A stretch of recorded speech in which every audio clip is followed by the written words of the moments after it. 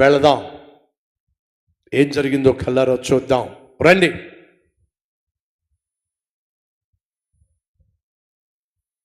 ఒకరోజు రాజైన సొలొమోను దేవుని మందిర నిర్మాణ ప్రణాళికలను చూస్తూ ఉన్నాడు. ఇది తన తండ్రైన దావీదుకి దేవుని చేత ఇవ్వబడింది. కొన్ని సంవత్సరాల క్రితం దావీదు ఇశ్రాయేలు నాయకులందరినీ యెరూషలేముకు రమ్మని ఉత్తర్వులు జారీ చేశాడు. నా ప్రజలారా, దేవుని యొక్క మహాసంకల్పాన్ని మీకు తెలియజేయబోతున్నాను. సొలొమోను, నా కుమారుడా, నీ తండ్రి యొక్క దేవుడైన యెహోవా అందరి హృదయములను పరిశోధించువాడు, ఆలోచనలన్నిటినీ సంకల్పములన్నిటినీ ఎరిగినవాడు. నీవు ఆయనను తెలుసుకొని హృదయపూర్వకముగా ఆయనను సేవించుము. ఆయనను వెతికిన ఎడల ఆయన నీకు ప్రత్యక్షమగును. నీవు ఆయనను విసర్జించిన ఎడల ఆయన నిన్ను నిత్యముగా త్రోసివేయును. దీన్ని గౌరవంగా పరిగణించు. ప్రభు ఆలయం నిర్మించడానికి నిన్ను ఎన్నుకున్నాడు. ధైర్యంగా ఉండి పనిచేయి. తండ్రి, నా హృదయమంతటితో నేను ప్రభువును కనపరుస్తాను. నేను ఆయన మార్గాలను అనుసరించి ఆజ్ఞల ప్రకారం నడుచుకుంటాను. నేను ఆలయాన్ని కట్టి దేవుని నామం శాశ్వతంగా మహిమపరచబడే స్థలంగా చేస్తాను.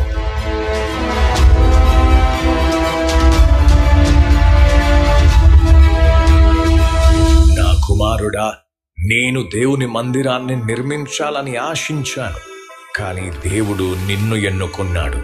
మందిరాన్ని ఎలా నిర్మించాలో ప్రతిదీ ఇందులో వివరించాను. ఇది నాకు దేవుడే ఇచ్చాడు. ధైర్యంగా ఉండు, దేవుడు నీకు తోడుగా ఉంటాడు. ఇది గొప్ప విషయం.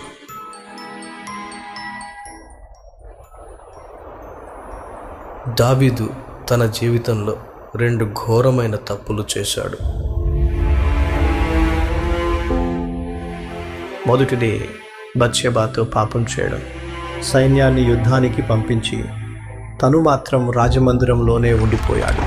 ఒకవైపు సైన్యం యుద్ధానికి సిద్ధమైంది, మరోవైపు దావీదు హృదయం పాపంలో పడిపోవడానికి సిద్ధపడింది. మొదటి తప్పు వలన తన కుమారుని కోల్పోవలసి వచ్చింది.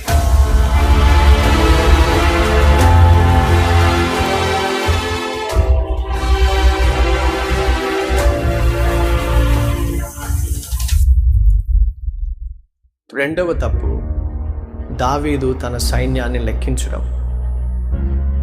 దేవునిపై నమ్మకం ఉంచడానికి బదులుగా అతను తన సైన్యాన్ని లెక్కించి తన సైనిక బలంపై ఆధారపడ్డాడు.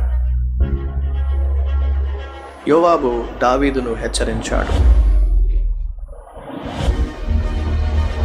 రాజా, దయచేసి ఇలా చేయకు. కానీ దావీదు పట్టుబట్టాడు. ఇది గర్వానికి దారితీసింది. ఈ తప్పిదం ఫలితంగా ఒక ఘోరమైన తెగులు వచ్చి 70,000 మంది ప్రాణాలు కోల్పోయేలా చేసింది. ఆ విధంగా దావీదు తన అతిక్రమణకు దేవుని శిక్షను భరించాల్సి వచ్చింది. అప్పుడు ప్రవక్త గాదు దావీదుతో, నువ్వు వెళ్ళి ఓర్నాను స్థలాన్ని కొని బలిపీఠము కట్టి బలి అర్పించుము.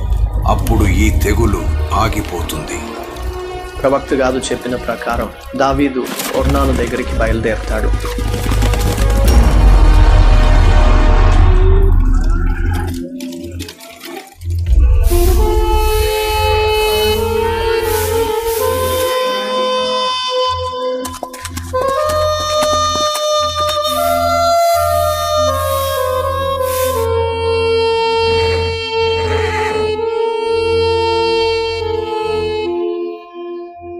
రాజా, నా ప్రభువైన నీవు నీ దాసుని యొద్దకు ఎందుకు వచ్చెను? ఓర్నాను, ఈ స్థలం నాకు కావాలి. ఈ తెగులు ఆగడానికి నేనిక్కడ యెహోవాకు ఒక బలిపీఠము కట్టిస్తాను. ఏలిన వాడవగు, నీకు ఏది అనుకూలమో దాని తీసుకొని బలి అర్పించుము. లేదు, నేను అలాగా ఊరికే తీసుకోలేను. వెల ఇచ్చి నీ దగ్గర కొంటాను. ఉచితంగా తీసుకొని దానిని నా దేవుడైన యెహోవాకు దహనబలిగా నేను అర్పించలేను ఓర్నాను. అలాగున దావీదు ఒర్నానుకు 600 మణుగుల బంగారం చెల్లించి ఆ స్థలాన్ని కొన్నాడు. ఇశ్రాయేలు దేవా, యెహోవా, నేను చాలా పాపము చేశాను. కానీ ఇప్పుడు నీ ప్రజలను కరుణతో చూడు. ఈ బలిని అంగీకరించు. నీ సన్నిధి ఇక్కడ నివసించనివ్వు.